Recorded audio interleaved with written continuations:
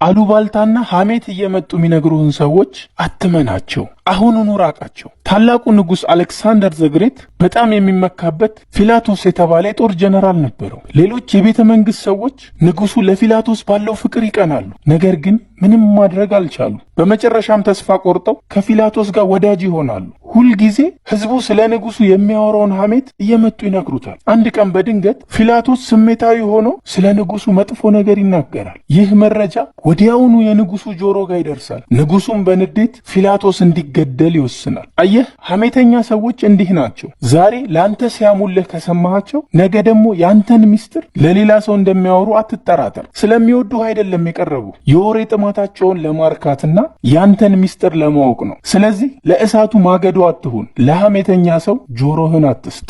ሀብታምም ሐቀኛም አዋቂም ዝነኛም ሁሉንም ልትሆን አትችልም። ይህ አባባል አይደለም፣ የኢኮኖሚክስ ሕግ ነው። ኦፖርቹኒቲ ኮስት ይባላል። አንዱን ለማግኘት በምታደርገው ጥረት የግዴታ ሌላውን ታጠዋለህ። በ16ኛው ክፍለ ዘመን ስፔናዊው ጀነራል ሄርናን ኮርቴዝ 600 ወታደሮችን ይዞ ሜክሲኮን ለመውረር ባህር ያቋርጣል። ቦታው ላይ ሲደርሱ እጥፍ ቁጥር ያለው የጠላት ጦር ተመለከቱ። ወታደሮቹ ፍርሃት ተሰማቸው። ይህን ጊዜ አንድ ያልተጠበቀ ውሳኔ ወስናል። የመጡበትን 11ዱንም መርከቦች አቃጠላቸው። ከዛም ለወታደሮቹ ትዕዛዝ ሰጠ። ወይ እናሸንፋለን ወይ እንሞታለን። ወታደሮቹ ደነገጡ። ለመኖር ካላቸው ጉጉት በሚገርም ወኔ ተዋግተው ቦታውን ተቆጣጠሩ። አንተም የምታስበውን ማሳካት ከፈለግ ለራስህ አማራጭ ማሳጣት አለብህ።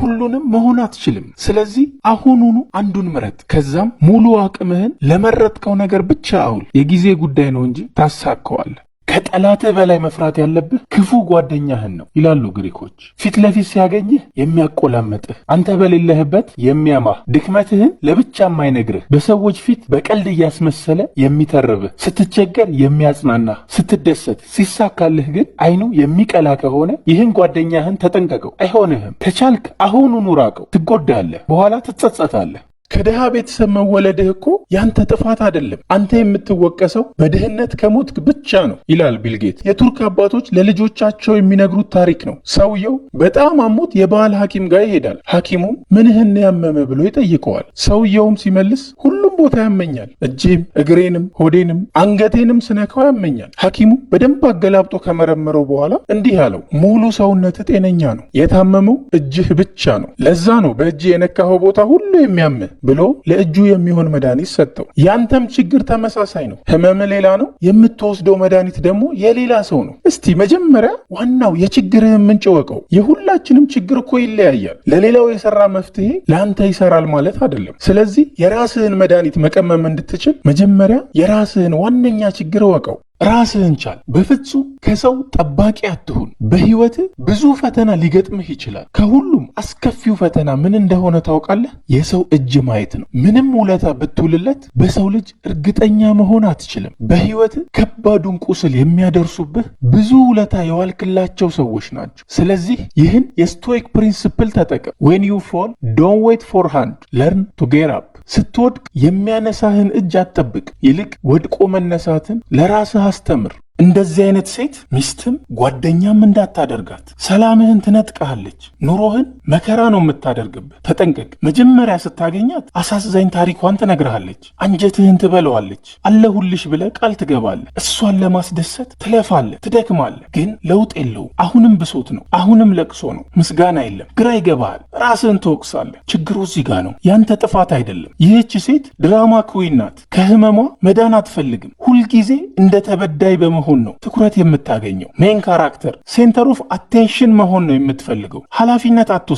ለሁሉም ነገር ሰበብ አላት። እንባዋ መደበቂያዋ ነው። ምንም ባላደረግከው የጥፋተኝነት ስሜት እንዲሰማህ ታደርጋለች። ጆርዳን ፒተርሰን እንደሚለው ዶንት ድራውን ዩርሰልፍ ትራይንግ ቱ ሴቭ ሰምዋን። መዳን የማይፈልግን ሰው ለመርዳት ብለህ ራስህን አትግደል ይላል። ተስማማላችሁ? ሰዎችን ማሳመን ከፈለክ ስለሚያገኙት ጥቅም አትንገራቸው። እያጭበረበርካቸው ይመስላቸዋል። ይልቅ ያልከውን ባለማድረጋቸው ስለሚደርስባቸው ጉዳት ንገራቸው። ሮበርት ቺያልዲኒ በጻፈው ኢንፍሉዌንስ መጽሐፍ ላይ እንዲህ ይላል፣ ሰዎች ለማግኘት ካላቸው ፍላጎት ይልቅ የማጣት ፍርሃታቸው ያነሳሳቸዋል። ለዛ ነው ሐኪሞች ውሃ መጠጣት ያለውን የጤና ጥቅም ከመንገር ይልቅ በቂ ውሃ ለመጠጣት ለኩላሊት በሽታ እንደሚዳርግ የሚነግሩ። የትራፊክ ፖሊስ ቀበቶ የማሰርን ጥቅም አይነግርህም፣ ግን ሁልጊዜ ቀበቶ ታስራለህ። ለምን? ምክንያቱም ቀበቶ አለማሰር የሚያስቀጣውን ገንዘብ ስለምታውቅ። ስለዚህ አንተም ለቢዝነስ ይህን ዘዴ ተጠቀም። ዛሬ ካልወሰድከው በዚህ ዋጋ አታገኘውም፣ ይጨምራል። ቀብድ ካልከፈልክ ሌላ ሰው ሊከራየው ይችላል